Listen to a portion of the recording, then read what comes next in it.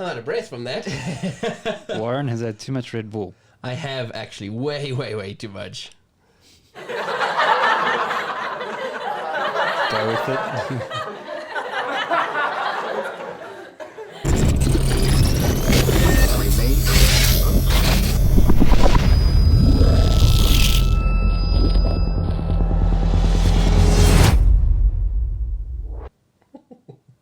Today on Comic Finds. Da, da, da. I want to work on my radio voice. Today on Comic Finds. And I'm just going to stop. Well, I've heard some feedback that some folks are quite complimentary of our radio voices and our I think it's just the articulation. mics, dude. They badass mics, so it's It just, could be. Yeah. But let's just take the compliments and shut up. that whole thing around, the bad artist blames his tools and stuff like that. In this particular instance, it's the bad artist complimenting his tools. Yeah. So talk me through some of the stuff that you found, man. Yeah, see you got a so some of it, like, totally cool. The first one, we talked a little bit about it, but is Metal issue 2. Yes. And the reason I brought this up is, you and I got this because we following death metal. Metal. Mark.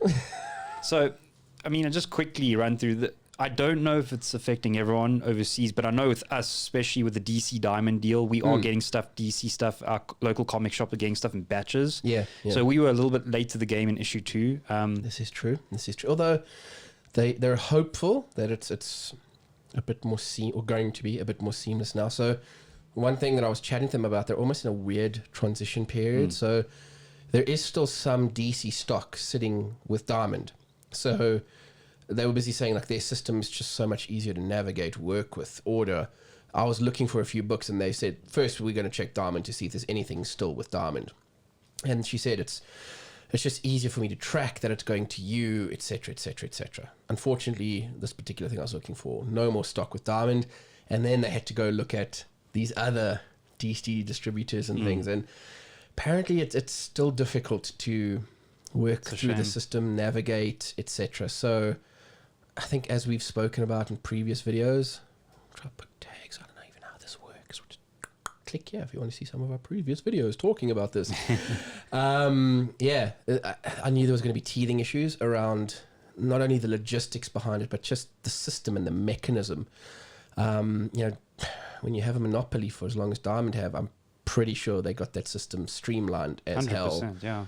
These guys, I don't even know, I can't even remember who the new disties are, but I think there's going to be a lot of teething issues. And by the sounds of it, it's, search the one. If they don't have it, search the other distributor, see if they have it. Then apparently you can still, third mechanism is you can take the ISBN number if you've got it. And they can do a more comprehensive search if they're plugged into almost like the worldwide book distribution, whoever that is, Barnes & Noble or whoever the hell. So there's that way to still get hold of that type of stuff. So just more PT for comic book shops, unfortunately. Yeah, and I don't know if you want me to jump onto... So if you guys can look over there, I've been working on my Sandman Absolute collection, which 1 to 5, volume 1 to 5 is there, but the one last missing one was the separate Death Absolute that I've now got. Yes. It's literally still in its packaging, in its plastic. I picked it up today. So really stoked with this. Got to figure out a cool place on my shelf for it. Show me the spine. Let's see the spine. Neil Gaiman. Death. Mark. Yeah, man. So super stoked about that. Yeah, that is stunning. You are not going to be disappointed with that, man. Yeah. It's beautiful. Just even that David Keane silhouetted. Oh, it's beautiful. I love these absolutes specifically. All absolutes, but you've got like almost 2 covers when you display to choose from. You've got like this in the back, and you like whatever you like. It's almost like your own little variant cover. 100%, dude. So some of them, I'll be honest with you, aren't as well thought through. But yeah, these in particular, you're spot on. Very nice, dark, gothic, whatever appeals to you. Put that one on display if you want. Or like what you have there is have the spines on display, whatever works best for you. And then the last one I got from another comic shop on auction, and I've wanted this. So this is the V for Vendetta Absolute. Oh, that's actually very nice. Yeah, And it's so pretty. Look at the V. just a short story on this. Like, as I mentioned in one of our previous videos, you know, I was introduced to Alan Moore's work more through, like, actually the V for Vendetta film. And then I went and I got all the single issues, and then it was one of those moments where I wasn't really thinking. I needed extra cash, and I sold the whole set. And then I had the TP, which I actually sold to you.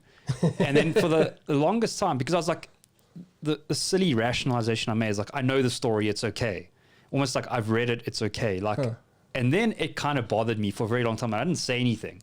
So when the Absolute came up as an opportunity, you had to jump on that, man. I was just like, it's the whole complete story. It's everything I could want. And more. I'm sure there's awesome extras in there. Yeah. You're getting the oversized artwork, which is, yeah, you know, it's back when they first started, I was like, oh God, are you kidding me? It's like, I've got singles. In some cases, I've got TPs. I do not need this in this other overpriced, oversized, blah, blah, blah. I have to recant. I have to backtrack on that statement, because the few Absolutes that I do own, I'm not sorry that I own them. The one thing, and look, you can tell I'm newer than you are to Absolutes, but the one thing I did automatically expect is, you know, the Sandman's got like this, I hate to use it, but this like almost Bible binding, like this library, old school book binding, and I thought all of them would. I think it depends on, you could probably find Gaiman wanted that old book library feel to it. I could be wrong, but I read online, which I just think it's so smart. Maybe we'll have to talk more about it sometime, but we've talked about, you know, with Preacher and Garth Ennis, and what a stab at every like sort of Christian Bible story. He always kind of takes a dive. Now, apparently the Preacher Absolutes are in a similar format, so it's almost this huge irony that they look like Bibles. I love that. Which is amazing. God. Yeah, like, so I don't think I'll get the Preacher Absolutes anytime soon, but I do like the idea. I think that's really cool.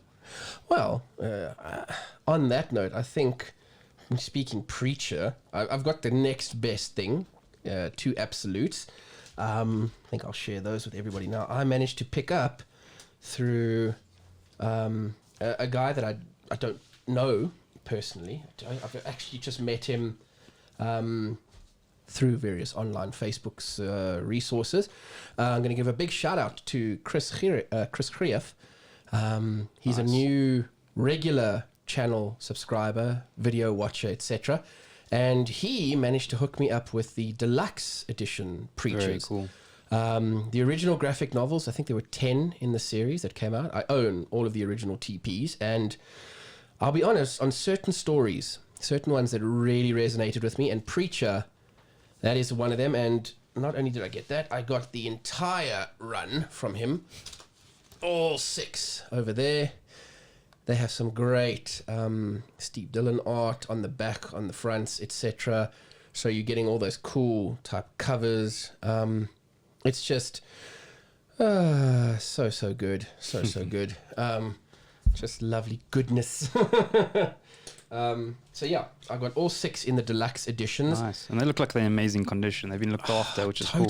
Totally. He really did do a good job. So again, Chris, thank you, my friend, for connecting me with those. Thank you for subscribing to the channel. I hope you still like the videos and the clips and everything. For those of you that haven't, please smash the like button, hit subscribe, join our little community there. Yeah, and we hope that you like what we're putting out and what we're talking about. So I'm very stoked to have those in a Deluxe prestige format. I'm on a run. I'm getting my Watchmen Deluxe. I'm getting Dark Knight Deluxe, got the Doomsdays. So certain things, trying to get them in Deluxe edition hardcovers, or in certain cases Absolutes, because yes, they're bigger in some cases than the normal TPs or comics, but it's also the bind quality that you get with the hardcover. I envision that this would last and stand the test of time better on a shelf than... Yeah, and it's actually, you've mentioned this before, and I gave it some thought. Like, I know something like a Deluxe, and maybe Deluxe is okay, but an Absolute is like not really something that's practical to take in bed at night and just get a quick read. Sure. But what it is cool for is if you like make time like on a Sunday and you dedicate an hour to like on a big table. Yeah, man. It's like absolute time and you make something out of it. I think it could be really cool. Yes. And I know that's not always practical and people are really busy, but you know, if you make time for your reading, I think it could be a cool thing where you like literally got this oversized art. Yeah. And I know a lot of people that actually have like a designated reading area in their houses where the lighting's good. They've got a comfortable chair or something or a table even that they sit at to read. So for that, they are ideal. Like you say, you can put them down there, you get oversized stuff, the bind quality, it's just, they are very well done. Very well done. I thought I may as well show off another one that I've got that I'll be honest with you, I have not to date even read, and that is Frank Miller's Sin City. That's a classic. Also picked this up for an amazing price online, and I think this is the second edition printing. I wanted to show off particular the spines when they're all together. You get a nice little silhouetted picture of Nancy over there in all Nancy of her. Callahan. That's it. Grew up. She filled out. I love these. I've always wanted to add Sin City to my collection. I think I've mentioned before in previous videos, my sort of ideal scenario was to build up a comic book library that would at least have at least the top 100 recommended best stories that one could get, and Sin City is definitely there. And put my hand up, I have not read it, Sin City. I got turned on to it because of the movie and how well done. Me too. I also watched the movie first. So. Right. It blew me away, and I was really stoked to hear that Frank Miller was so intricately involved in that movie.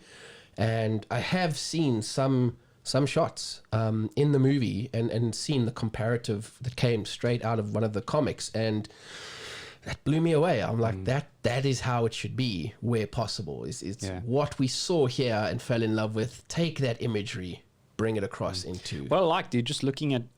I know this is a very generalized thing, but often with like second prints and stuff, that it's almost like the effort goes in the trash. I think I have the first prints over there, which are just like pure white. Yeah. But that also, it's like they've made a cool thing in on itself. So like, I wouldn't even mind owning that, you know, like... yeah, 100%. And then I must actually bring it out sometime. It was an early birthday present from you. Was the art of Sin City? Yeah, maybe do it in some other video next time. I think we should. But yeah, no, and that it really blew me away. It's like, you know, it is basic and stuff, but I was just impressed to see how the sketches turn into that very silhouette styled. Yeah, I thought they would draw it very differently, but they draw it very like typical of comic book, you know, with the sketches and the outlines and the ink over it and it takes shape. But then they almost like inverted into those silhouettes, which... Yeah, Frank Miller's really working well with the negative space, the blacks and stuff. And I think the only other artist I know who does it as well is Mike Mignola. Starts out with this idea and then it really works the negative space. That's what actually makes the thing pop, is their command of that. So it's comics different to the norm, but it's amazing when you see, like you say, this rough penciling and what it eventually becomes when we get it. Oh, unbelievable. Yeah, awesome, no, it is. man. The transformation is awesome. 100%, man. On that note, speaking of things that inspired, I must say that I woke up, got home last night, switched on the Netflix, and was surprised to see that the Umbrella Academy season 2 cool. is there, and it's available, and I loved the first season. I didn't know the story at all. Lots of friends clued me up with those tidbits of information that it was done by Gabriel Burr on art, but mostly it was Gerard Way who wrote it. And for those that don't know, Gerard Way was from the band My Chemical Romance, songwriter for the band, and now taking it... Yeah. So I didn't want to interrupt, but that it's actually strange because I come from it being a My Chemical Romance fan, and I always knew, like those who are fans, there's I can't remember the album name, but it was notoriously any fan knew that he did the cover himself, and no one, I didn't know he's a comic artist, but I'm like, he's a pretty good artist. Yeah. It's driving me mad that I can't think of the album name, but it was one we'll of all put the... it up on the screen, we'll flash it, etc. It was all the popular songs like I'm Not Okay and Helena and all of that, but anyway, and yeah, so it's just to see that it's so interesting that, you know, like guys like, you know, that Dev like knew him as a comic book, you know, dude, Yeah. I knew him as a musician. So it's like crossing over into comics and now all of a sudden it's come back. So like I also haven't read the Umbrella Academy. I did hear later, like Timmy and I, we heard like, oh, he's doing his own comic line, but we didn't like pay that much attention. We're like, okay, he's just doing things because he's famous, you know.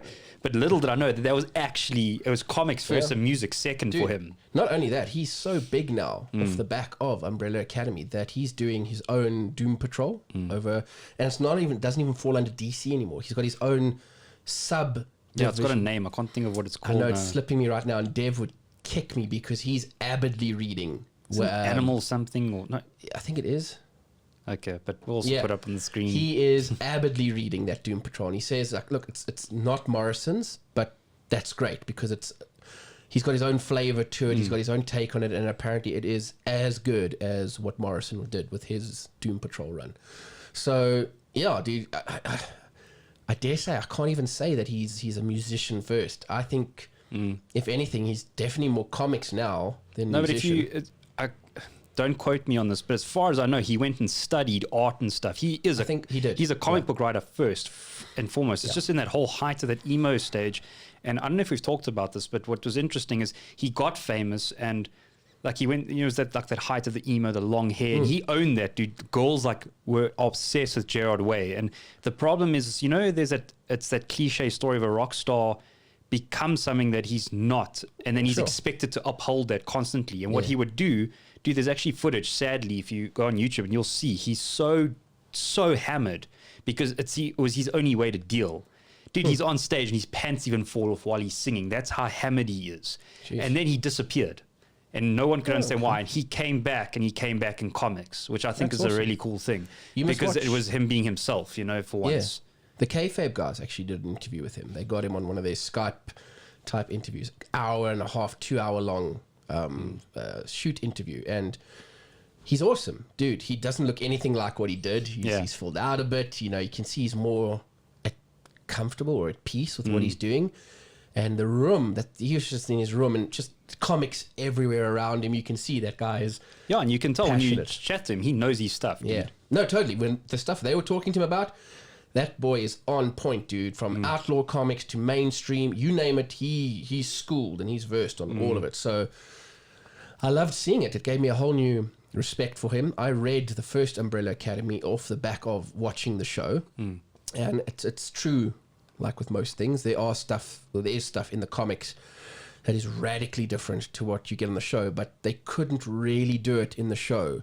You know, he wrote it as a comic, so there's a lot of out there stuff that. But as far as I know, he was also heavily involved in the TV show, which is cool. Which is brilliant because you can see that he's taken this and he's gone, this will actually work if we do it this way on the show, and I love that. And I haven't read volume 2 or volume 3 because I wanted to see the show, season 2, season 3, whatever it is, and then thereafter read those in the comics. Yeah, it's definitely on my watch list. And I actually forgot because I'd bookmarked that I knew was coming out for us in South Africa on Friday. Right. And somehow here we are on Saturday and I'm like, oh. So I haven't watched any of it yet. Even when I saw it last night, I thought, no. The last time I walloped that show in one sitting.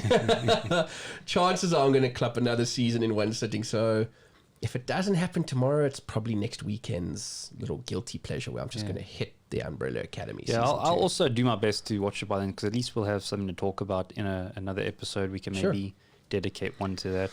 That would be quite cool, man. Would be quite cool. What I also wanted to talk about last... you read something. I've been bad. I got to reading one of my new little things that I've picked up off. I don't even know where I got it. I think I got this off an online purchase from one of the local stores. It wasn't our regular. I found it somewhere else. I'd been looking for it for a while, and apparently it is out of print.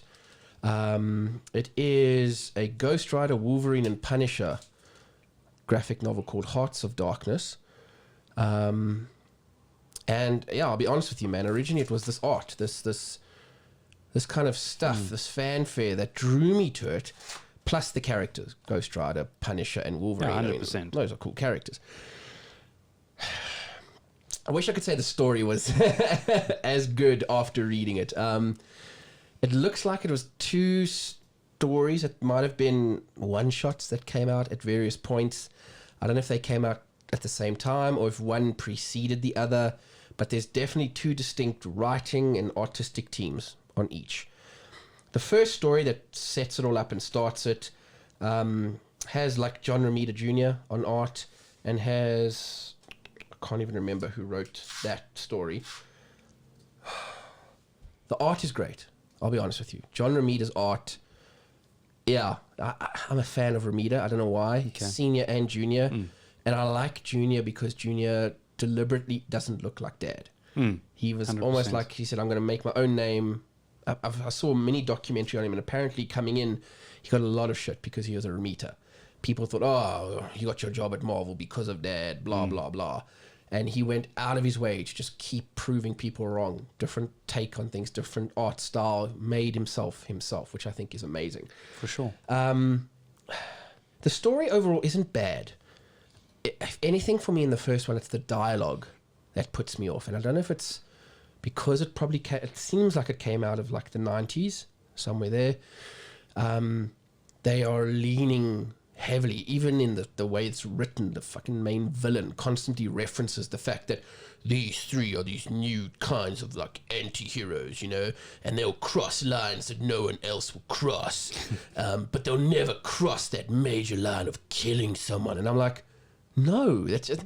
Punisher always does, but anyway. Punisher does, Wolverine does, you know, and even in the comic, they kill certain people. But anyway,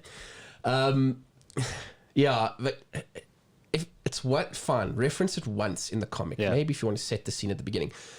But it gets referenced, I dare say, 2 or 3 times. Almost verbatim like that. Oh, they're this new kind of hard, gritty... You don't need to tell me this. I know it. Yeah. Just kill that from your story. So it was that dialogue just really dug into me. And in fact, every time it came up, I found myself physically rolling my eyes and going, oh, for God's sakes. Flip. Let's just get on with the story here kind of mindset in my head. So quick one. Rating out of 5 stars. Put you on the spot there. 2 to 3. Like if you're a new reader, and you're just getting into these characters, you'd probably enjoy it. The second part of the story, different writing team, different artist, the art was hit and miss in some points. And I don't know if it's so much the artist or the colouring. It's just some parts, the colouring just looked off for me and unappealing. There, the story wasn't, the dialogue wasn't as in your face, but even there was 2 distinct times where they referenced, I've selected these 3 because they are. And I was like, oh, seriously? What the hell are you people doing? There you have it, folks. Our first bad review. Yeah, it was on decidedly... the Asylum Pod. It was average, and I was whelmed after reading it. And I'll be honest, the second story especially, there were parts where I found myself literally not even really reading the dialogue because I completely tuned out from all of that, and I was looking at the imagery, the odd bubble, just to make sure that I was keeping with what was happening. But I got the story, and I don't feel I missed out much by skipping through a lot of the text there because it just got so, I know exactly what you're saying. It doesn't need to be there. Both of them could have been written better, in my personal opinion. And maybe it's because of our exposure to recent levels of writing. But do you think, and this is me just a shot in the dark, but you said it's in the 90s, so do you think it is in the height of when they were just pumping out whatever title they could as quick as they could because people thought they were keys? And these 3 were big in that era. I think there was the Punisher movie with Thomas Jane. Oh, and that was a cool film. The Ghost Rider movies were almost around there with Cage. So maybe it was like these 3 characters at the heart of popularity. They were the anti-heroes.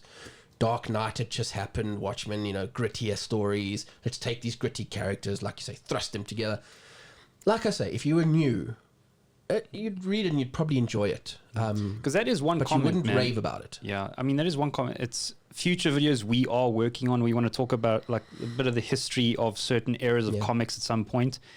But it's notoriously known that, and I love the dark stuff, but there's a point where it got aimlessly just dark because they saw the success of Watchmen and all that. So everyone's like, we got to be as gritty and dark as possible, even if there's no motivation. You're correct, 100%. So, 2 to 3 stars, middle, average. So, if you liked what Mark and I were talking about here, or just like our content in general. Please like, subscribe, and hit the bell notification for more videos. And yeah, do us a favor and find us on the social media platforms like Facebook and Instagram. See you in the next video.